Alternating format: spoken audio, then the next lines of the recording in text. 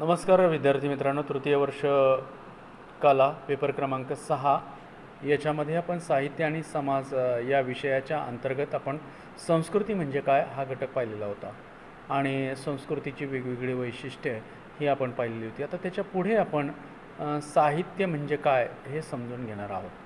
साहित्य याचा अर्थ आपण ढोबळमानाने कथा, कविता, कादंबरी, नाटक अशा अर्थाने घेत असतो आणि दुसऱ्या बाजूला जे सही तत्वातून निर्माण होते ते साहित्य असं म्हणण्यात येतं. संस्कृत मीमांसकांनी ज्या साहित्याच्या व्याख्या केलेल्या आहेत त्याच्यामध्ये आपल्याला वाङ्मय हा एक शब्द योजलेला दिसून येतो. अगदी त्याच्या आधी अलंकारिक असं म्हटलं जायचं. अलंकार म्हणजे साहित्य, अलंकारिक म्हणजे साहित्यकार असाही शब्द योजलेला होता.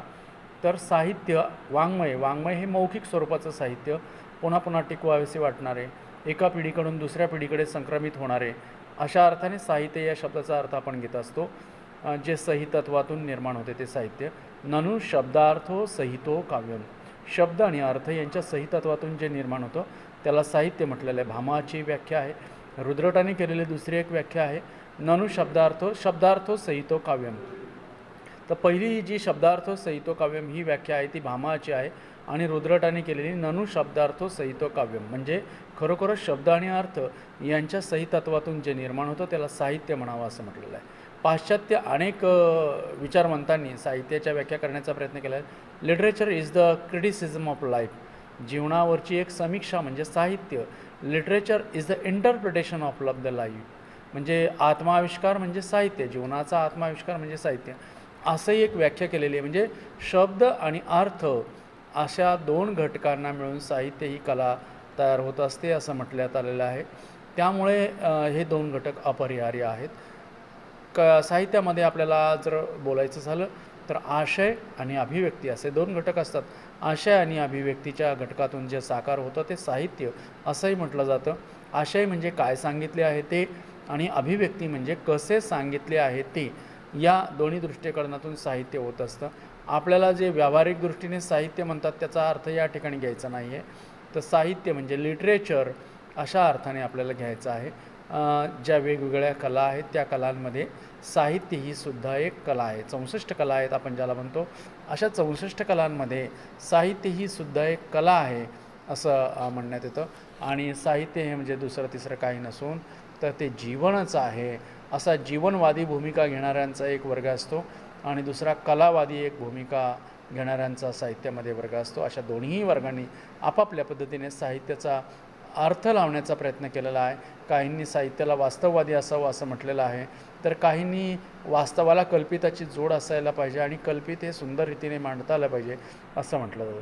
तर साहित्य जगभरातील साहित्यामध्ये काही प्रमाणामध्ये जरी भिन्नता असली तरी साहित्याची काही समान अशी असणारी जी वैशिष्ट्ये आहेत ती डोळ्यासमोर ठेवून आपण जी साहित्य म्हणतो त्याला ललित साहित्य असं आपण त्या ठिकाणी म्हणत असतो. ललित साहित्यामध्ये वेगवेगळे घटक असतात ज्याच्यामध्ये लालित्य असतं आणि त्या लालित्याला फुलवणे, नटवणे, सजवणे, शृंगारिकता आणि अलंकारिकता आणणे हे घटक जे असतात ते ललित साहित्यामध्ये आपल्याला वेगवेगळ्या पद्धतीने दिसून येतात. इंग्रजीतील लिटरेचर या शब्दाचा मराठी प्रतिशब्द आपण साहित्य म्हणून या ठिकाणी रूढ केलेला आहे. थोडा पर्यायी शब्द म्हणून आपण त्याला वाङ्मय असं सुद्धा म्हणत असतो. तर साहित्य ह्या कलेमध्ये आशय आणि आविष्कार जसं सांगितलं की तसं दोन्ही यांना महत्त्व असतं. ह्या कलेमध्ये आपल्याला आणखी मानवी जीवनातील असणाऱ्या ज्या मूलभूत भावना आहेत त्या मूलभूत भावनांना त्याला महत्त्व दिलेलं असतं.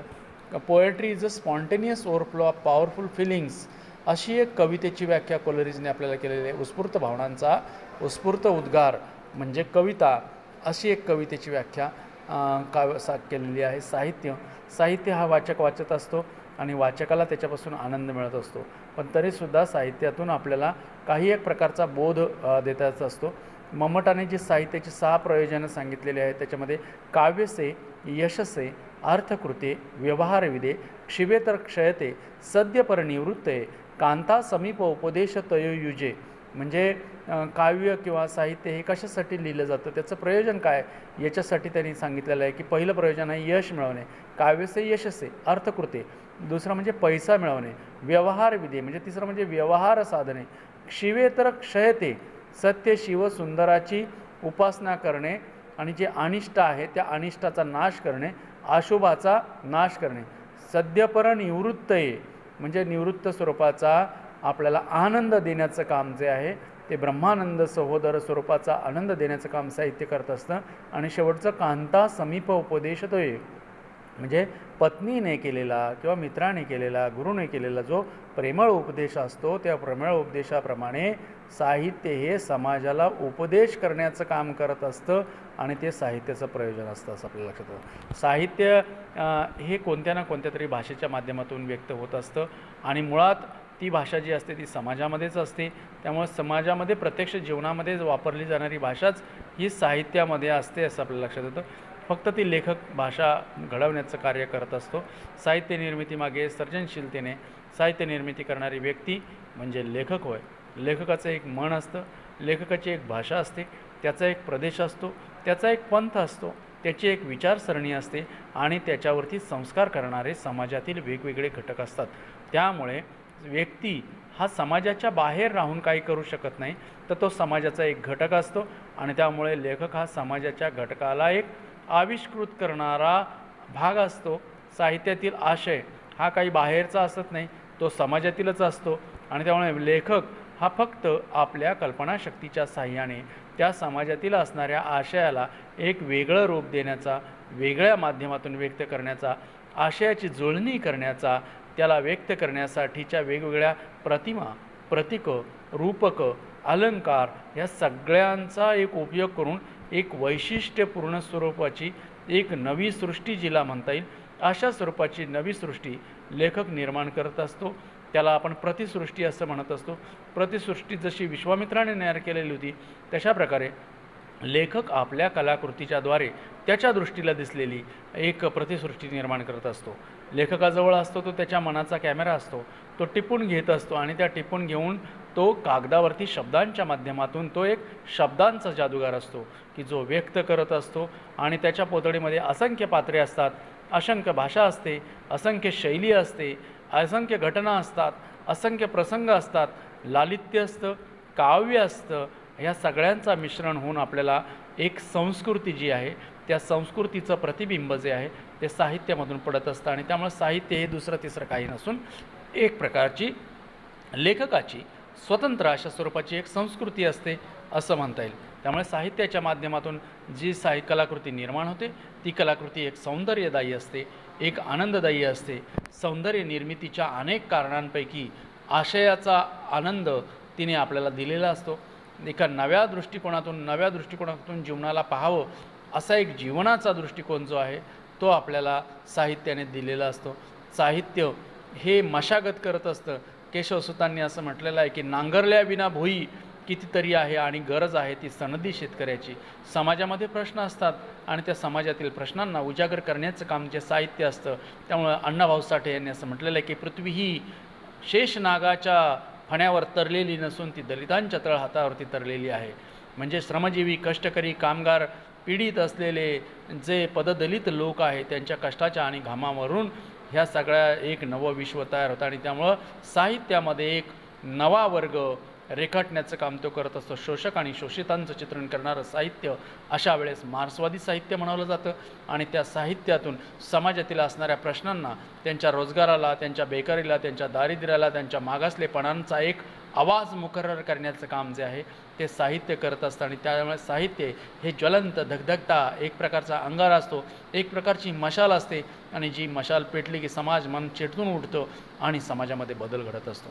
त्यामुळे साहित्य हे एक परिवर्तनाचं माध्यम आहे, साहित्य हे एक साधन आहे असं मांडण्याची प्रवृत्ती जी आहे ती दलित साहित्यामध्ये आहे.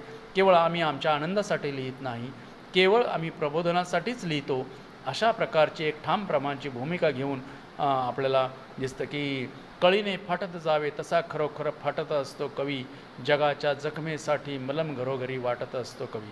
समाजाच्या दुःखांच्या वेदनांना मुखरर करणारा हा कवी जो असतो तो एक प्रकारच्या आपल्या प्रतिसृष्टीचा निर्माता होऊन तो उद्गात होत असतो आणि त्यामुळे त्याच्या शब्दांना महत्त्व असतं आणि अवचित काही घडते शब्दांना भोवळ येते असं मंगेश पाडगावकरांनी म्हटलेलं आहे की साहित्य हे काय करत असतं तर साहित्य हे तुमच्या मनातलं जे अव्यक्त गोष्ट आहे ती व्यक्त करण्याची गोष्ट करत असते आणि त्यामुळे साहित्याचा जो समाजाशी असलेला अनुबंध आहे तो अगदी अतूट असतो, तो आई आणि मुलगा जशा पद्धतीने असतो तशाच पद्धतीने समाज आणि लेखक, कुठलाही लेखक एखाद्या खोलीमध्ये बंद करून राहिला तर त्याला फारसं काही लिहिता येणार नाही, पण तो जर समाजामध्ये वावरला तर त्याला खूप काही लिहिता येईल. त्यामुळे साहित्य म्हणजे काय हे आपल्या लक्षात आलं असेल. धन्यवाद.